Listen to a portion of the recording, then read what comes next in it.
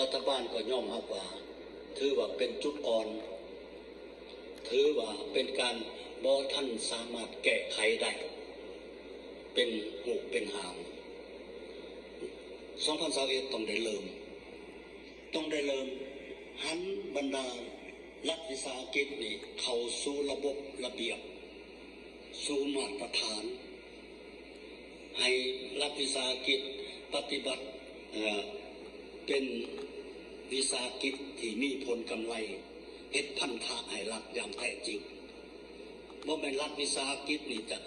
มีแต่สร้างหนี้สร้างสินให้รัฐไปหักภาระใช้จ่ายให้เท่านั้นผ่านมามันมีลักษณะแนวนั้นเดี๋ยวนี้ต้องหันและปรับปรุงแก้ไขปัญหานี่อย่างจริงจังอันนี้ข้าพเจ้าก็มอบให้พ่อนายกรัฐมนตรีกระทรวงการเงินไปดำเนินการเพื่อมาผ่านรัฐบาลผ่านกรมการเมืองหลาย